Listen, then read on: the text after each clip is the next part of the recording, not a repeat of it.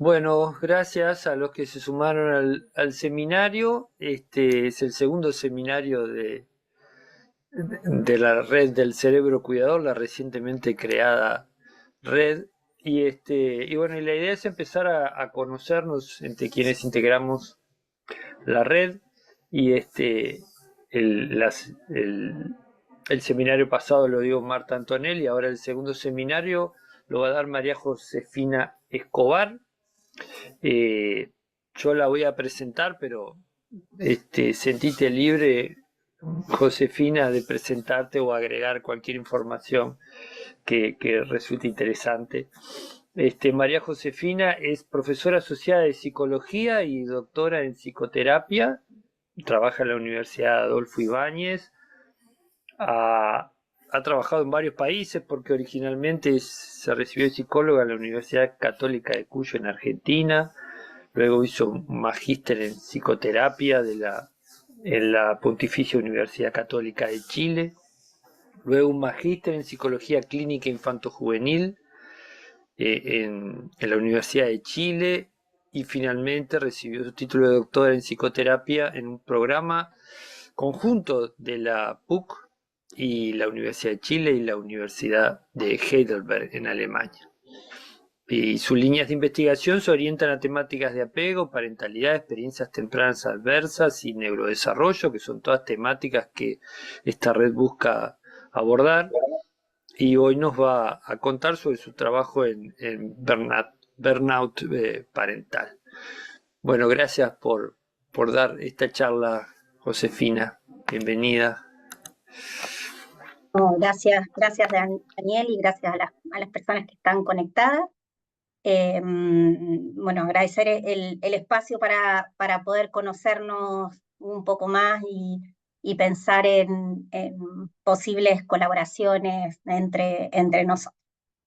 Como decía Daniel, yo soy académica e investigadora de la Universidad Adolfo Ibáñez y lidero la unidad de parentalidad, cuidados de infancias, así que ahí también hay un equipo de colegas con las que trabajamos estas temáticas, eh, eh, que conversan mucho entre ellas, ¿no?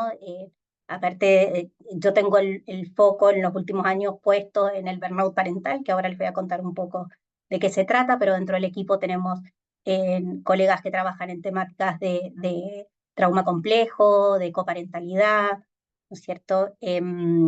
Y todas temáticas también que tienen el foco en temáticas de parentalidad y cuidado. Entonces, contarles que mi idea hoy es poder hablarles acerca de, primero, qué es el burnout parental, ¿no es cierto? Poder definir un poco el síndrome y por qué es importante mirarlo, por qué es importante darle un nombre, ¿no? a este síndrome. Después contarles un poquito acerca de qué sabemos sobre la prevalencia de este síndrome en la región. Hablar un poco acerca de las desigualdades de género y las tareas de cuidado. Van a ver que es un síndrome que está fuertemente atravesado por las temáticas de género, ¿no? Como todas las temáticas de cuidado. Y bueno, ¿y qué sabemos sobre el impacto que tiene este síndrome sobre el desarrollo infantil? Y finalmente cerrar con un estudio que hemos realizado desde una aproximación más a partir de medidas fisiológicas, en particular con cortisol medido en cabello. Entonces, yo los datos que voy a presentar son principalmente de un proyecto que me adjudiqué hace un par de años, que fue mi Fondesit de iniciación, en donde evaluamos a 400 familias, evaluamos tanto a mamás como a papás de estas 400 familias de niños preescolares, y también voy a mostrar datos que pertenecen o que hemos recogido con la red internacional de investigación en burnout parental en la que pertenezco, que hemos hecho como 3 grandes mediciones, una antes de pandemia, una en pandemia y otra post pandemia, así que voy a ir saltando, mostrando datos de ambas investigaciones, ¿no? Con la misma temática, pero de ambas investigaciones. Bueno, entonces para partir, me gustaría contarles brevemente qué es el burnout parental y por qué es importante. Cuando hablamos de burnout parental estamos hablando básicamente de un estrés crónico en cuidadores, ¿no? El burnout parental es un estrés que se produce porque hay un desequilibrio sostenido en el tiempo entre los estresores que tienen estos cuidadores en torno a la crianza y una carencia de recursos para hacerle frente a estos estresores, ¿sí? Los recursos que tienen no son suficientes para hacerle frente a estos estresores, ¿no? Entonces, cuando este desequilibrio se sostiene en el tiempo, hablamos de que se presenta un estrés crónico y que va a dar origen a 4 grandes síntomas. Por eso hablamos de síndrome, porque es un conjunto de síntomas. El primer síntoma es un agotamiento excesivo, que es un agotamiento excesivo tanto a nivel cognitivo, físico y emocional, ¿sí? La percepción subjetiva de estos cuidadores es que las tareas más mínimas, como podrían ser, no sé, preparar, pensar en el desayuno de los niños en la mañana, es como si le estuvieran pidiendo que haga el esfuerzo de subir un cerro a las 6 de la mañana, ¿no? Es un agotamiento, ¿no es cierto?, que, que a pesar de dormir no se descarga, ¿no? Después hay una sensación, y este es como un segundo síntoma que aparece, que tiene que ver con la sensación de estar funcionando en piloto automático, ¿no? El distanciamiento, que es el distanciamiento emocional entre los hijos, ¿sí? Y lo que están, y es el cuidador, ¿no? Entonces, es la sensación de que yo estoy haciendo las cosas que tengo que hacer, pero no estoy realmente ahí, ¿no? Es esta sensación que yo creo que todos hemos tenido en algún momento de estar funcionando en piloto automático, que estamos haciendo, pero en realidad no estamos. Entonces les damos de comer a los chicos, los llevamos al colegio, demás, pero en realidad no estoy viendo qué está pasando, qué están sintiendo, qué están necesitando en ese momento. El tercer síntoma sería la pérdida de placer por la crianza, es decir, y esto acá es importante señalar que cuando hablamos de padres que desarrollan un burnout parental, son padres, madres, que han estado involucrados en la crianza, a veces han estado sobreinvolucrados en la crianza, ¿no? Han priorizado mucho la crianza y han tenido momentos de disfrute de la crianza, ¿sí? Y entonces aparece este síntoma que tiene que ver con que ya estos momentos agradables que les generaba la crianza, pues sabemos que para todos la crianza es compleja, ¿no? Y tiene situaciones estresantes de forma cotidiana, pero estos papás, mamás, cuidadores que desarrollan el síndrome ya cada vez carecen más de estos momentos en que sienten cierto placer, ¿sí? O disfrute en las tareas de crianza o tareas de cuidado. Y por último, ¿no es cierto?, el síntoma eh, de sentir que lo estoy haciendo mal en mi rol, ¿no? Lo estoy haciendo mal como mamá, como papá, y sentir que hay un contraste entre aquella mamá o aquel papá que era y en el que me he convertido, ¿sí? Y un contraste aún más fuerte con aquel papá o mamá que yo quería ser y el que soy, ¿no? Entonces, este síntoma para la clínica es súper relevante porque en definitiva es un síntoma que viene muy fuertemente asociado con la culpa y con la vergüenza, ¿no? Con sentir que lo estoy haciendo pésimo, que lo estoy haciendo mal, ¿no? Y esto genera culpa, genera vergüenza, y cuando uno se siente avergonzado de lo que está haciendo, la tendencia es a aislarse, ¿no? A no hablar, ¿no? Uno en las redes sociales publica la parte bonita de la crianza y si reté a mi hijo, si lo agarré fuerte, si le dije algo hiriente, si lo hice llorar, estas cosas no las conversamos, ¿no? Entonces esto puede hacer que nos aislemos más y que sintamos eh, que somos lo peor, ¿no?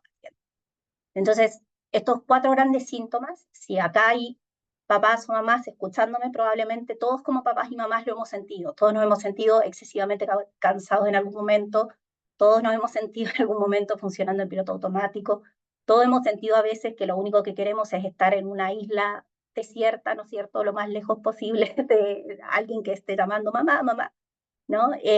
Y todos hemos sentido que lo hemos hecho mal o que nos hemos equivocado, hemos sentido vergüenza de alguna conducta que hemos tenido como papá, como mamá.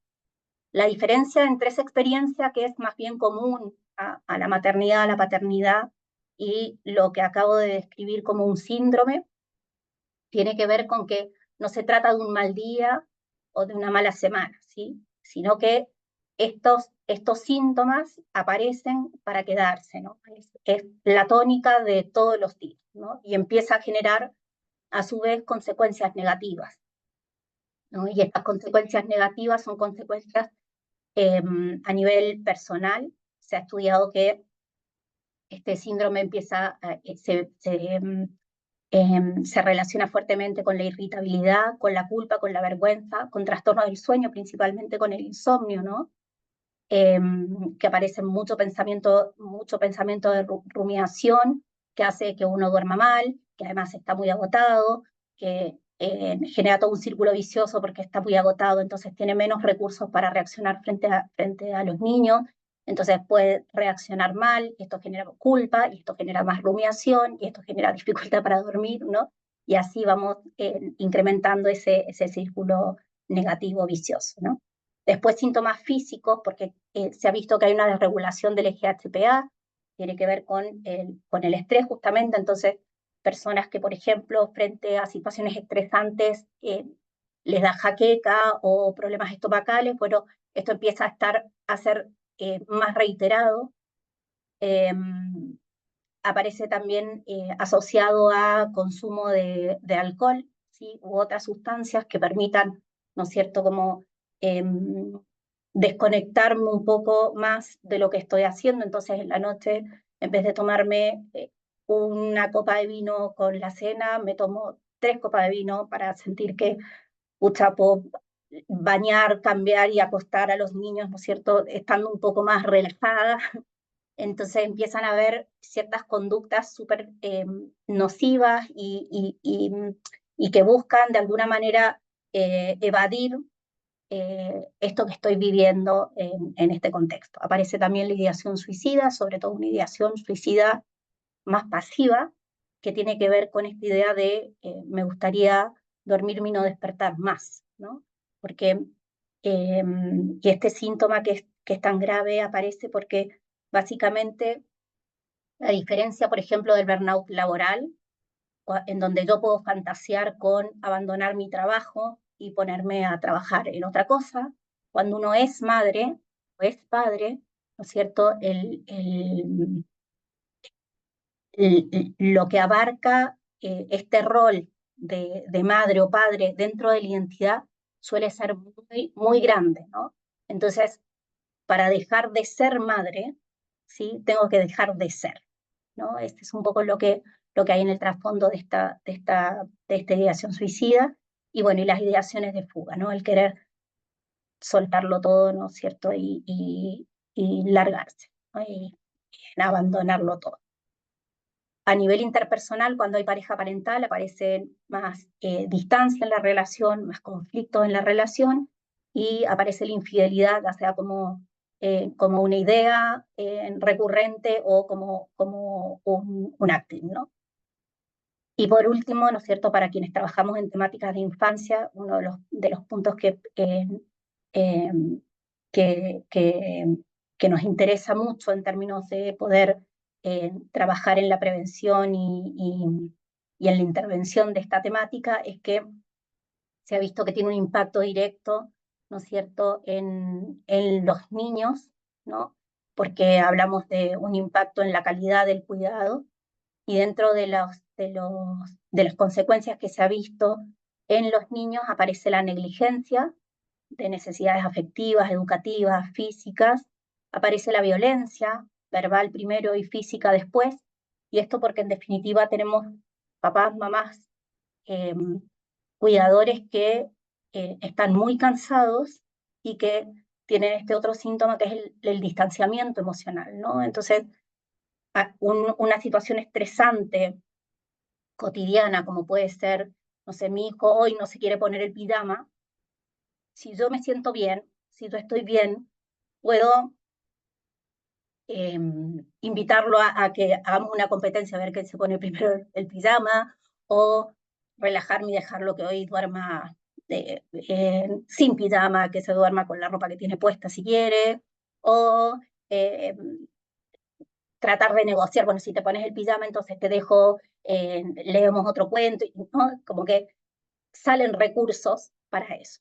Si yo estoy muy cansada y no estoy viendo qué hay detrás de este no querer ponerme el pijama, es más fácil, ¿no es cierto?, que aparezca te pones ya el pijama y forzarlo a que te ponga el pijama y que el niño empiece una pataleta y que yo me enoje más y que yo lo agarre fuerte, ¿no es cierto? Entonces, el límite en ese salto hacia la violencia se hace mucho más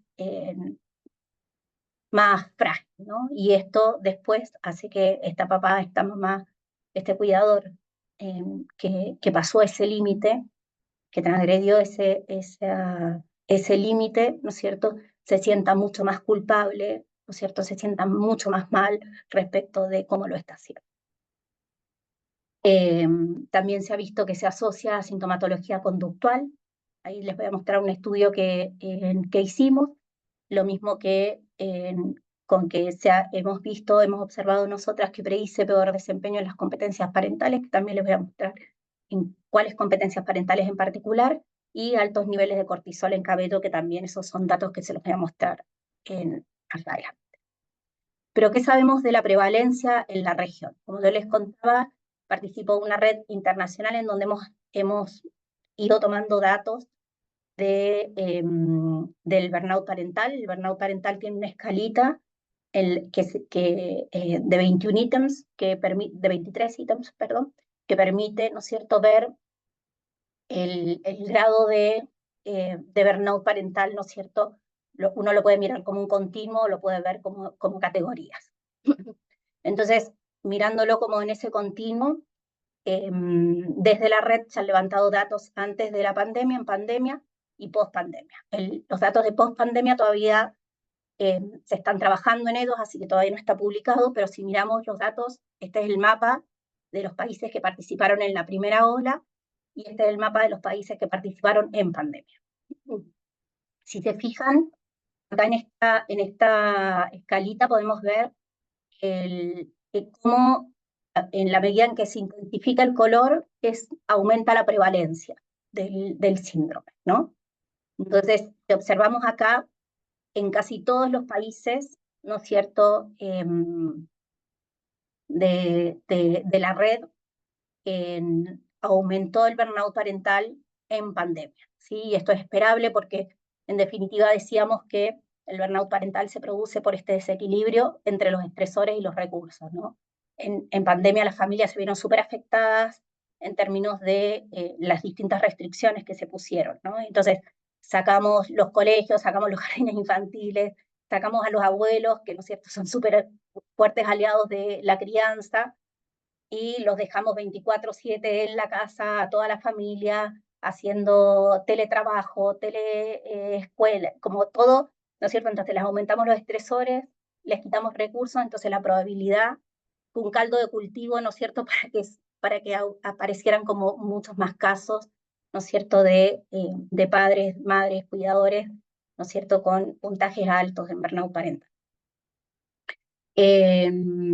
Y bueno, si hacemos un zoom, ¿no es cierto?, en la región, bueno, y a nivel de la red, ¿no es cierto?, quienes estamos más agotados, ¿no es cierto?, somos las mujeres, ¿no? Y esto se ve en todos los países, no solamente en países que uno pensaría que son más tradicionales versus algunos que están en donde, de hecho, paradójicamente, hay países en donde la igualdad entre hombre y mujer está aún más lograda a nivel laboral, ¿no es cierto?, donde las mujeres hemos logrado mucho más espacio, hacen que también al mismo tiempo presenten puntajes más altos de burnout parental, porque en definitiva pedimos una duplicidad de roles, ¿no es cierto?, sin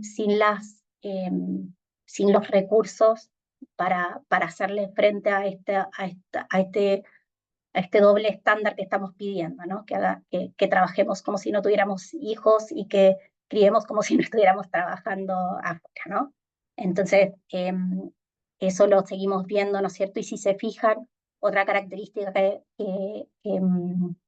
se ha descrito a partir de estos datos que hemos recogido con la red es que países más individualistas presentan puntajes más altos en burnout parental versus los países que son más con una cultura más comunitaria, ¿no? Entonces Latinoamérica en general tiene puntajes más bajos en burnout parental, pero dentro de esto cuando miramos, bueno, acá tenemos la prevalencia, por ejemplo, en Chile, entre una toma y la otra fue aumento de un 3,9 a un 8,5, ¿no? Si se fijan, fue mucho lo que aumentaron en burnout parental en esto de que les mencionaba, pero si miramos a los países, ¿no es cierto?, de la red que participaron en estas dos mediciones, vemos que Chile es el país que presenta, presenta la prevalencia más alta entre sus vecinos, digamos, ¿no? Si lo comparamos con Argentina, con Brasil, con Colombia, con Ecuador, con Perú, Chile es el que tiene los puntajes más altos. Y un poco la explicación de esto, o una de las hipótesis de esto, podría tener que ver con esto de ser una cultura un poco más individualista versus los países más cercanos. Nuevamente, bueno, la mujer, ¿no es cierto?, es aquella que presenta los puntajes más altos en burnout parental a nivel global. Y acá, por ejemplo, acá como para traer un dato concreto, yo les contaba que en general, yo creo que eh, a todos quienes trabajamos en temas de crianza y de cuidado, nos pasa que es más difícil conseguir que los padres participen de estos estudios. Entonces, en general, lo que hay publicado en burnout parental tiende a haber una mayor representatividad de mujeres versus hombres, ¿sí? Sin embargo, para el Fondesit en el que estuve trabajando, que desarrollamos hace poquito, evaluamos a 400 familias y esas 400 familias participaron tanto mamás como papás, ¿no? Entonces, mirando esas 400 familias, podemos ver que la distribución, ¿no es cierto? Efectivamente, las madres eran las que estaban más agotadas, estas eran mamás y papás de familias en donde había al menos un preescolar. Y ahí, por ejemplo, podemos ver que dentro del riesgo moderado, riesgo alto y con burnout parental, teníamos en madres 117 de las 400 estaban en ese rango versus los padres que eran 46 versus 400, ¿no? Entonces, perdón, 46 versus 117, ¿no? Esa es la diferencia entre ambos grupos, madres y padres. Acá solamente para ir en contra del género, los padres son los que están en rosado y las madres en celeste, para que no se confundan en el gráfico. Pero acá como anécdota, contarles que con una tesista, en algún momento quisimos hacer una pequeña submuestra de este estudio y queríamos ver hacer algunas comparaciones entre familias en donde la madre solamente estuviera dentro de este rango de burnout parental entre riesgo moderado, riesgo alto o con burnout parental, y compararlos con familias en donde solamente el padre estuviera así, ¿sí? Este grupo, en donde los padres solamente estuvieran en ese rango, no existía, ¿sí? En estas 400 familias. O sea, no había, si es que el padre estaba dentro del rango de alto riesgo, riesgo moderado o con burnout parental, la mamá estaba puntuando peor, ¿sí? Eso fue así en esta muestra de 400 familias.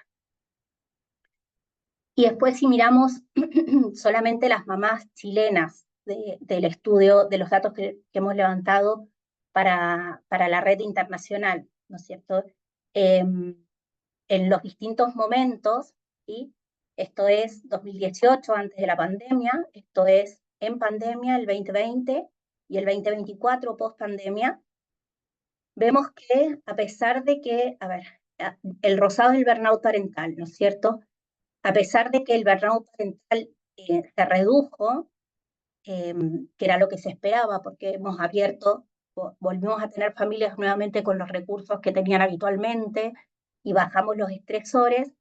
Sin embargo, vemos que se mantiene cierto grado de madres dentro de alto riesgo, con burnout, ¿no es cierto? Y hay hay un alza en términos de bajo riesgo. Es decir, si se fijan acá, falta una línea que es la que mostraría quienes no tienen síntomas, sintomatología, ¿no? Y esa es la que bajó, porque acá aumenta aquellos que tenían bajo riesgo. O sea, había un grupo antes de la pandemia había un grupo grande que no tenía sintomatología, pero post pandemia, ¿no es cierto?, parte de ese grupo pasa a encontrarse dentro de las que tienen bajo riesgo, ¿no? Entonces, los puntajes siguen siendo altos, un poquito más alto que el 2018, pero además aparece como este grupo con algo de sintomatología que antes no estaba. Sigue siendo, a pesar de que uno pensaría que post pandemia las cosas estarían mejor, porque además se le dio un fuerte énfasis a estas diferencias en términos de la distribución de las tareas de cuidado. Sin embargo, la cosa parece que no cambió mucho de cómo estaba antes de la pandemia. Y respecto de lo que hemos observado en relación a las infancias acá en Chile, en primer lugar, uno de los estudios que hicimos durante pandemia fue este que les estoy mostrando acá, que habla sobre la edad de los niños, ¿no? Y ahí nosotros pudimos ver que la edad de los niños sí importaba cuando hablábamos del síndrome, porque vimos que efectivamente aquellas familias que tenían al menos un niño de 4 años o menor de 4 años, ¿no es cierto?, tenían puntajes significativamente mayores de burnout parental, ¿no? No así, por ejemplo, los adolescentes, que uno pensaría, bueno, en la adolescencia también se presentan grandes desafíos en la crianza, pero al parecer lo que mide la escala del burnout parental tiene mayor sensibilidad con aquello que tiene que ver con una carga más relevante en términos como de la autonomía y la independencia de los niños, ¿no? Otra, eh, otro de los datos que vimos, ¿no es cierto?, es que también se asociaba fuertemente a un mayor riesgo de abuso y negligencia. Esto también se ha mostrado en datos a nivel internacional. Y vimos también que hay una relación entre el burnout parental y los trastornos conductuales, tanto sintomatología externalizante como internalizante, ¿sí? Pero esta relación se da de forma bidireccional, ¿no? Entonces, ahí es súper importante tener cuidado respecto a cuando pensamos en la figura, ¿no? Si es que el burnout parental hace que tengamos niños más desregulados, papás con menos recursos, hace niños más desregulados o con sintomatología más ansiosa, o al revés, ¿no es cierto? También se puede mirar de la otra manera, ¿no? Niños con más sintomatología hacen que papás estén más agotados, ¿no? Entonces, esta relación nosotros la vimos para ambos lados. Entonces hay que ser súper cuidadoso respecto a cómo se miran los datos, ¿no? Que es primero el huevo o la gallina, o hay una bidireccionalidad en donde no hay uno primero que otro. Y por último, estos datos todavía no los publicamos, pero están en preparación, que tiene que ver con las competencias parentales que vimos. Acá arriba tenemos los cuatro síntomas que mide la escala, ¿no es cierto? Son los 4 síntomas del síndrome, y vimos que los 4 síntomas afectan principalmente a las competencias parentales que tienen que ver con lo vincular, ¿sí?, con lo relacional y con lo reflexivo, ¿sí?, en el cuidado. No así con competencias parentales que tienen que ver con lo protector, con lo formativo. Y para ir cerrando y poder dar espacio para que conversemos un poco los resultados, hicimos una aproximación con medidas fisiológicas. Había un estudio previo que lo realizaron las colegas de Bélgica, en donde evaluaron a padres y madres con burnout parental y un grupo control, y vieron que habían diferencias significativas entre grupos cuando medían los picogramos de cortisol en cabello. Y se mide cortisol en cabello porque el cortisol en cabello eh, permite medir los últimos 3 meses, ¿no es cierto?, de nivel de cortisol de la persona. Por eso se habla que es una buena medida para ver el cortisol, el estrés crónico, ¿no? Y si lo comparaban a estos datos en términos como de picogramos con los... Me está por apagar el computador, déjenme que lo enchufe. Sí, voy a aclarar.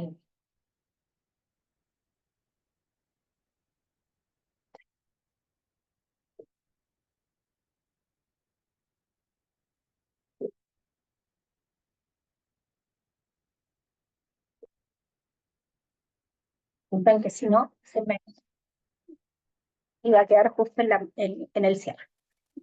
Em, si vemos ahí las diferencias entre los picogramos de cortisol en padres con burnout, ¿no es cierto? Vemos que son más altos que pacientes con dolor crónico. Ese está cortado, pero ahí dice pacientes con dolor crónico o con víctimas de violencia de pareja, ¿no? Y nosotras lo que hicimos, este fue un trabajo que desarrolló una tesista doctoral mía, que es la Caro Paneso, la que yo dirigí la tesis, no mía, pero que es una colega con la que actualmente estamos trabajando mucho juntas. Ella desarrolló su tesis doctoral con datos del Fondesit y evaluó 73 diadas madre-hijo, hijos preescolares, y encontró una diferencia significativa en los niveles de cortisol capilar entre el grupo control y el grupo de mamás con burnout parental, ¿no? Y lo que es más importante, o lo que fue más eh, novedoso, porque no habían datos en esta línea, fue que no solamente encontramos diferencias significativas en cortisol en cabello en las madres, ¿no es cierto?, que son las que están en este color verdecito, sino que en los niños, ¿no? Y en los niños encontramos niveles muy altos de cortisol en cabello, ¿no?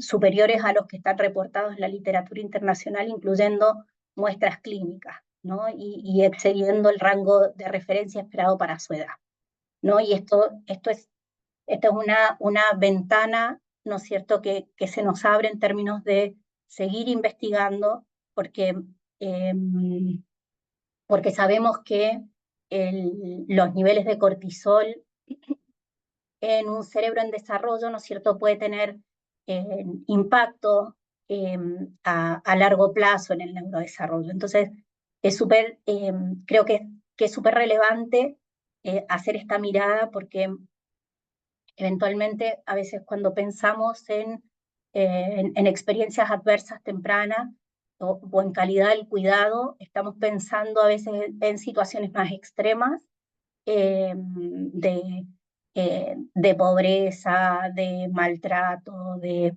institucionalización, de guerra, etcétera, y a veces tenemos experiencias de altos niveles de estrés en contextos más cotidianos, ¿no? Como puede ser una mamá, un papá, ¿no es cierto?, con niveles de estrés muy elevados, ¿no? Entonces, se abre ahí una ventana, ¿no es cierto?, para empezar a mirar y para poder entender, ¿no? Y solamente así como para cerrar como idea en términos de reflexión, creo que es súper importante el poder por eso agradezco estos espacios, ¿no? El poder ponerle nombre al síndrome permite también visibilizar este síndrome, ¿no? Porque una mamá con estas características, con los síntomas que presenta el síndrome de burnout parental, si va a un psiquiatra, el psiquiatra probablemente le va a dar una licencia que la va a mandar a la casa, ¿no?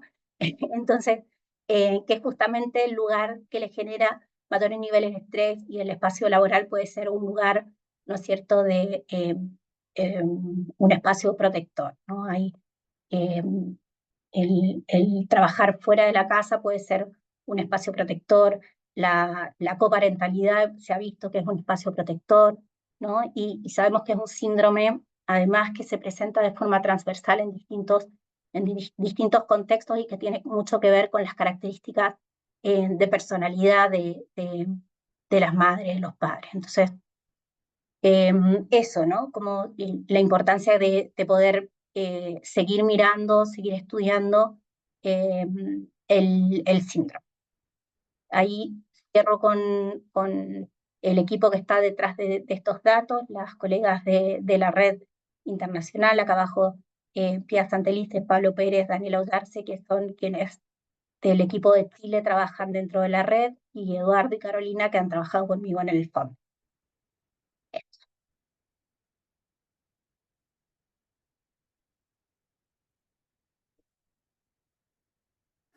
Muchas gracias. Muchas gracias, Josefina. Yo quise aplaudir, pero levanté la mano. Me encantó tu presentación. A ver, no sé si alguien tiene alguna pregunta. Abrimos primero la, la sesión para preguntas de la audiencia. A ver si alguien tiene alguna pregunta. Acá había alguna en el chat de Miriam Argueta que decía si hay alguna diferencia entre los niveles de cortisol entre niños víctimas de violencia y los niños con burnout. No sé si lo llegaron a chequear en algún momento o alguien. No lo hemos revisado. Sí, con muestras clínicas vimos que había diferencias, pero no hemos visto con niños víctimas de violencia. Pero es algo que se podría mirar.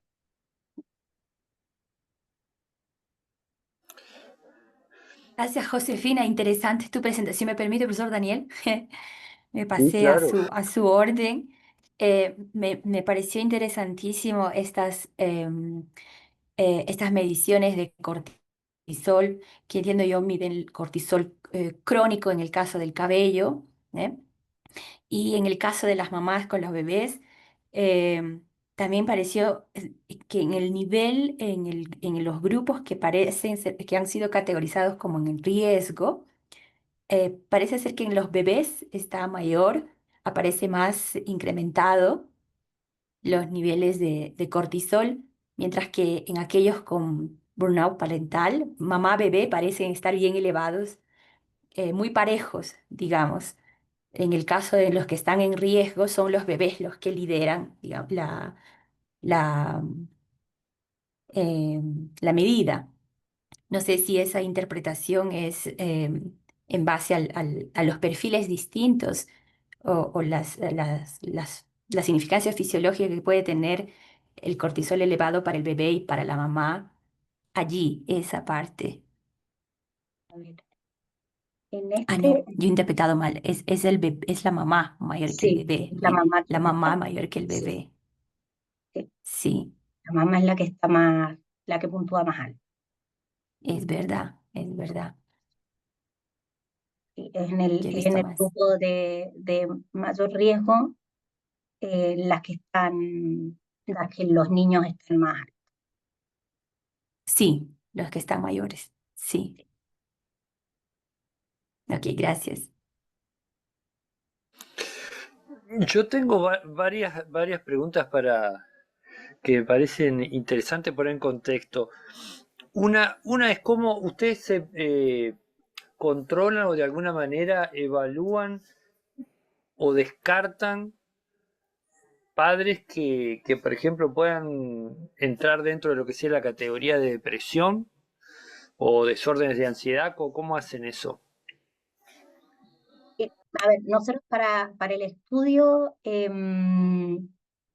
para el FONDESI, para estas 400 familias, lo que hicimos era un criterio de exclusión, que el padre o la madre tuviera un trastorno de ánimo eh, con diagnóstico y tratamiento.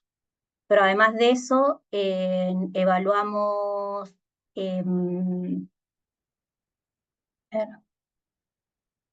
sí, no, ahí lo hicimos con que tuvieran el diagnóstico o estuvieran con tratamiento, ¿sí? Esa fue la manera de criterio de exclusión.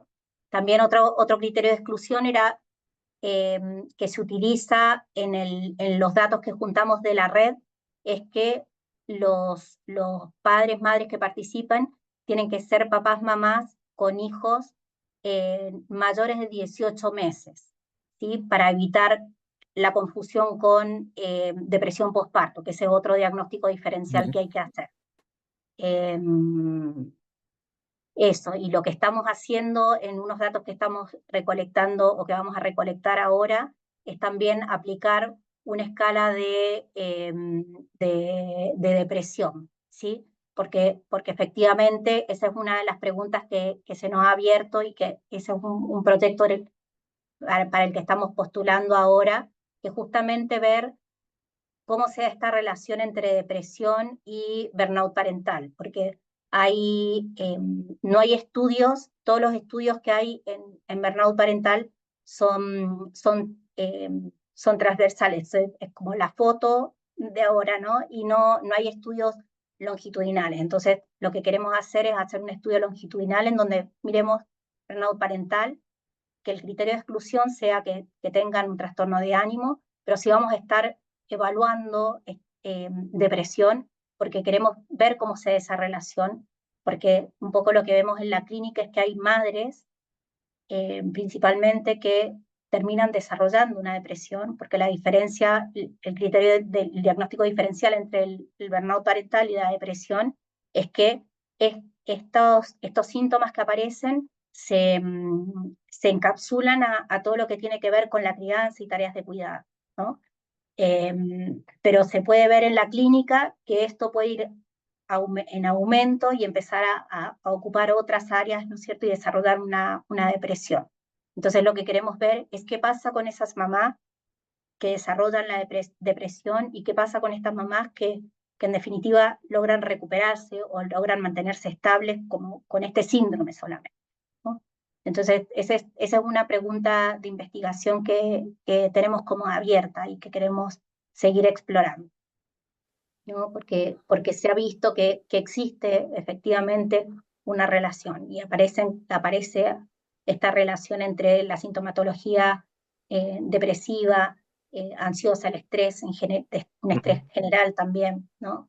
Actualmente estamos levantando datos también de mamás con preescolares que estamos viendo las interacciones con los niños, con mamás preescolares que puntúan en burnout parental, unas que puntúan en estrés parental, ¿no es cierto?, que es un estrés eh, más contextual también, ¿no?, que es más amplio, y no, que puntúan en estrés, perdón, en estrés general, y mamás que no puntúan, que puntúan bajito en ambas escalas. Y bueno, y queremos ver también cómo se dan esas relaciones, ¿no? Y lo anecdótico de ese último estudio que te menciono es que este grupo de mamás que puntúan bajo en estrés, mamás de preescolares que puntúan bajo en estrés, es la que más nos ha costado juntar.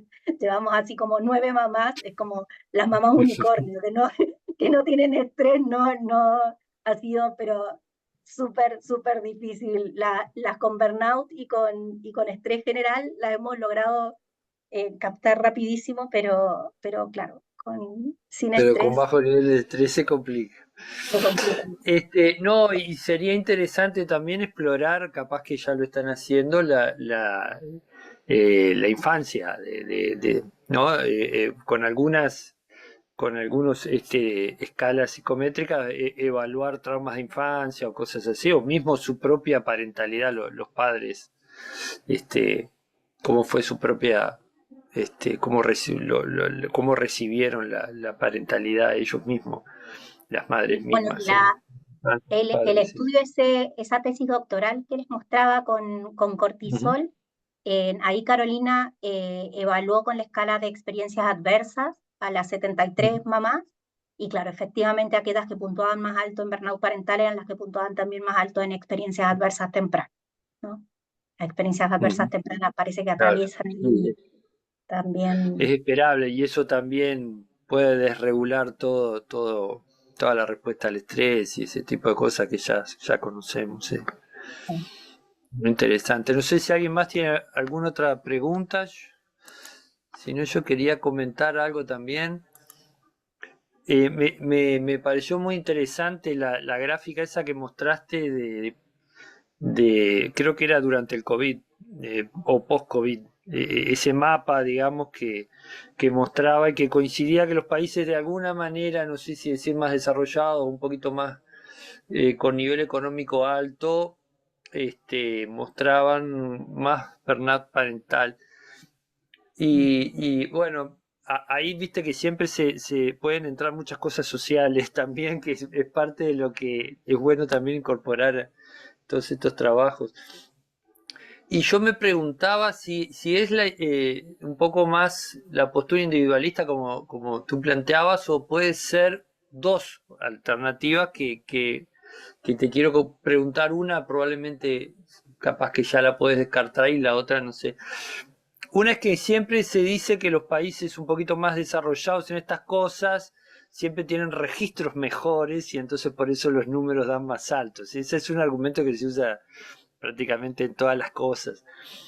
Y el otro es si puede ser más una sociedad individualista o puede ser que por ser sociedades donde hay más desarrollo, ahí puede haber más estrés en general en la sociedad por ese empuje de mejorar económicamente y exigirse ¿no? de alcanzar un estatus X, que también es muy presente en esos países, ¿no? Y que también puede ser una fuente de estrés. O sea, me preguntaba si eso lo han reflexionado o qué piensan de eso. Sí. Yo creo que puede haber mucho a ver, sobre la cantidad de datos, en este caso, como los datos son recogidos desde la red, todos, todos teníamos que juntar aproximadamente un N similar, ¿no? Entonces ahí tenemos, ahí puede jugar un poco claro, la cantidad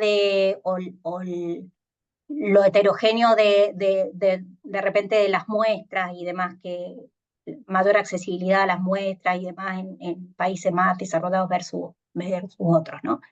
Pero la segunda hipótesis del nivel de estrés, efectivamente, yo creo que también hay mucho de eso, ¿no? Porque uno de los, como les mencionaba, ¿no? Dentro de las características que se han visto eh, que se han asociado como factores de riesgo a desarrollar el síndrome, se ha visto que el perfeccionismo es uno, ¿no?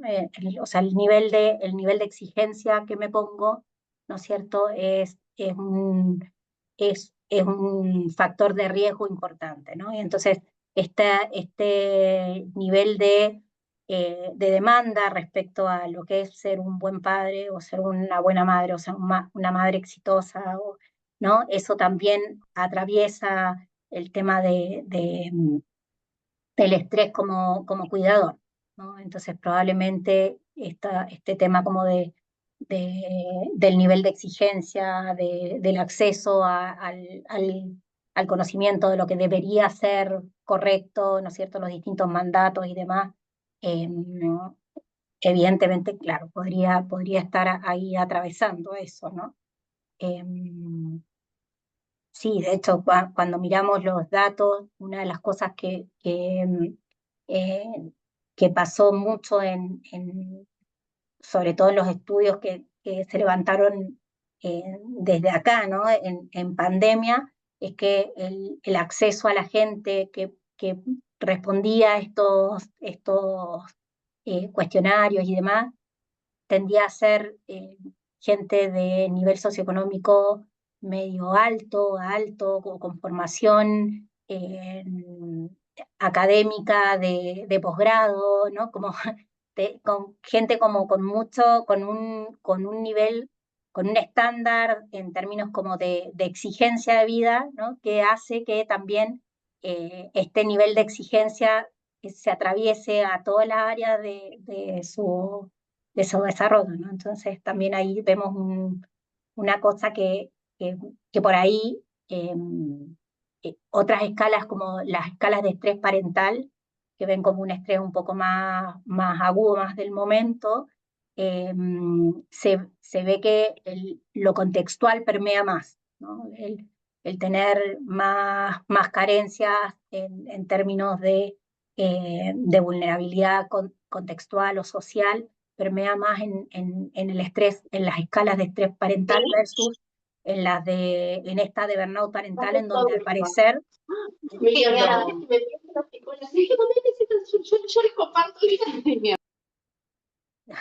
es lo que, bueno, que en el caso del burnout parental, ¿no es cierto?, pareciera que lo contextual, ¿no es cierto?, no permea tanto como lo es las propias creencias, las propias demandas, ¿no?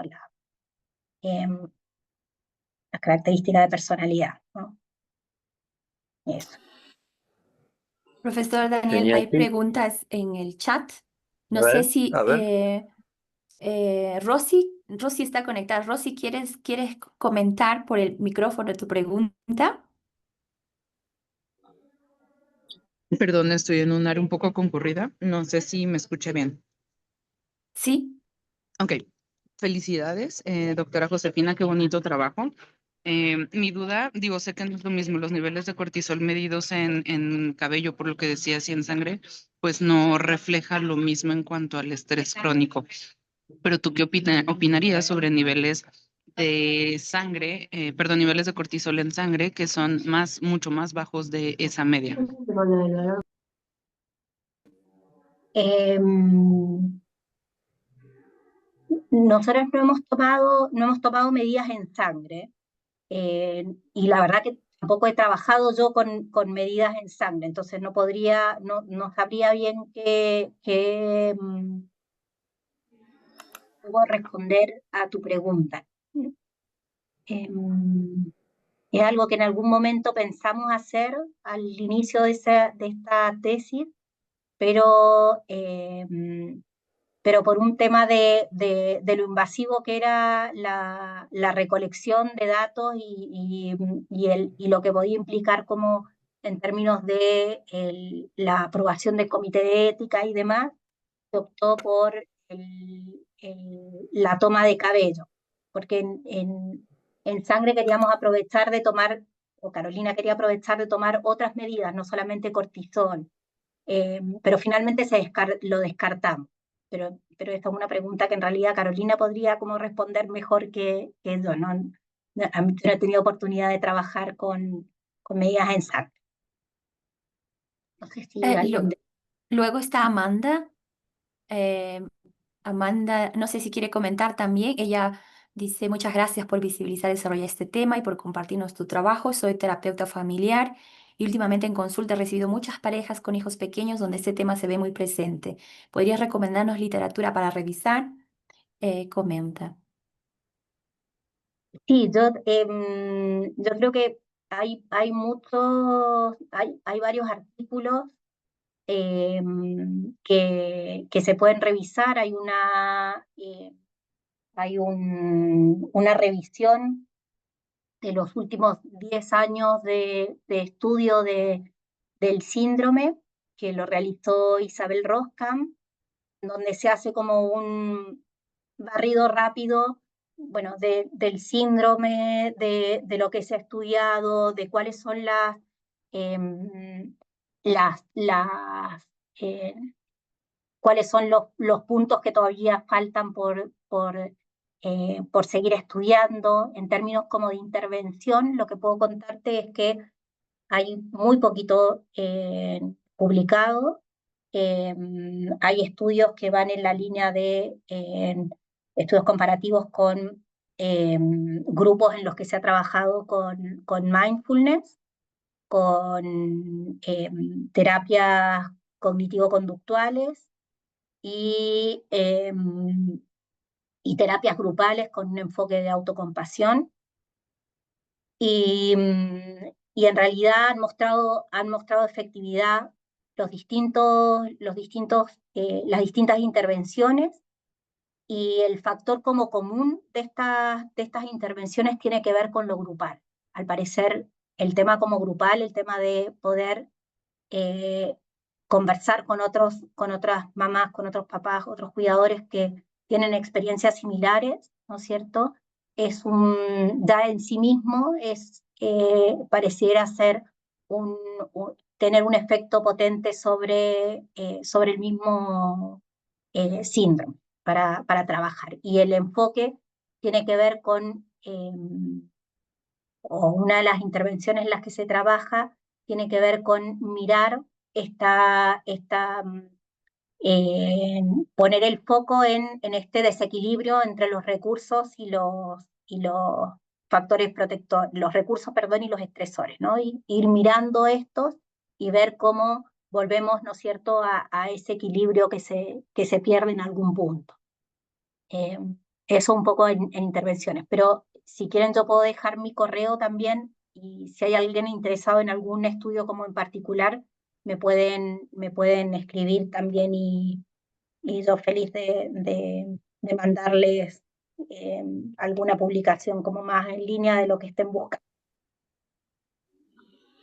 Sí, justo estaban en el chat, también pedían recomendaciones de artículos y eso para leer, así que bueno, la contactan a Josefina y ella les manda. No sé si hay alguna pregunta, algún otro Sí, comentario. María Angélica ha colocado aquí una pregunta, pero puede abrir tal vez su micrófono, preguntar Sí, directamente. perdón, yo me conecté un poquito tarde, así que capaz, perdón, me perdí la primera parte de la charla, pero mi pregunta iba apuntada si habían explorado ustedes algunas diferencias en cuanto a la identidad de género, diferencias bueno, vi que entre padres y madres era distinto, alcancé a ver eso en las manifestaciones del burnout parental, pero sí habían explorado o habían tenido en cuenta algo por ahí con configuraciones familiares no tan, digamos, en la configuración solo madre-padre, sino que hubiesen tenido en cuenta otros tipos de identidad de género o Sí, en los estudios, en estos estudios transculturales de la red, hay más diversidad de estructuras familiares, y hasta ahora no hay ningún dato que muestre como diferencias significativas entre ellos. Lo que sí hay diferencias significativas es en términos de el sexo. Mujeres tienden a puntuar más alto, pero en términos como de grupos, pero claro, el N están menos representados también en los estudios, ¿no? Yo creo que también es algo que hay que seguir explorando, y también una diferencia como en términos eh, una hipótesis que surge a partir de cómo se da en hombres y en mujeres este síndrome, es que en este desequilibrio entre los estresores y los recursos, al parecer los hombres tienden a ser más sensibles al desequilibrio. ¿Qué quiere decir esto? Es que las mujeres tendemos a empezar a presentar síntomas cuando este desequilibrio es muy intenso, ya casi no nos quedan recursos, estamos como muy mal y empezamos a hacer síntomas. Los hombres tienden cuando el desequilibrio no es tan grande, ¿no es cierto? La Isabel Roskam y Moira, que es el equipo de Bélgica que ha liderado estos estudios, ellas tienen una escala también que evalúa estos estresores y recursos, y ven que los hombres no no necesitan tanto desequilibrio para empezar a hacer síntomas, ¿no? Y que los síntomas de los hombres tienden a ser un poco más, las consecuencias de los síntomas de los hombres tienden a ser más graves en términos como de negligencia, violencia, ideas de fuga, ¿no? Y esto, desde la explicación que ellas hacen, hay un artículo que tiene el foco ahí en el género, y hablan sobre la socialización primaria, ¿no es cierto?, de la socialización temprana de los roles de género, ¿no? En donde a nosotras como mujeres nos enseñan desde chicas a cuidar, ¿no? Y a dejarlo y a postergarnos para cuidar a otros, ¿no? Entonces aprendimos a poner al otro antes, y entonces hasta que no estamos realmente con el agua hasta acá, no soltamos, ¿no? Versus los hombres que tienen como menos herramientas en términos Menos como de presión, claro. socialización temprana y empiezan a hacer agua antes. Eso es un poco desde la mirada de género lo que se ha escrito, o al menos hasta donde yo tengo en conocimiento, pero todavía faltan, ¿no es cierto?, en este artículo, en esta revisión, uno de los puntos que se mencionan es que faltan más estudios, ¿no es cierto?, que muestren más la realidad en términos como de diversidad, de distintas configuraciones familiares, ¿no? Súper interesante, muchísimas gracias. Felicitaciones, hermoso trabajo y hermosa la presentación. Por más que me conecté tarde, se me pareció todo muy, muy acabado, hermoso. Muchas gracias. Sí, mucha gente se ha sumado a esas felicitaciones, Josefina, en el chat. Muchas personas te felicitan y te agradecen la charla. Muchas gracias a ustedes.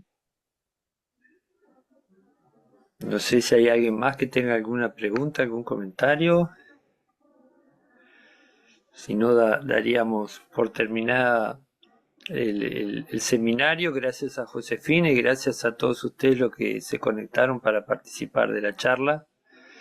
Muchas felicitaciones. Y bueno, y nos vemos en el próximo seminario. Listo, gracias. Muchas gracias, Josefina. Gracias a todos. Gracias a Daniel. A todos.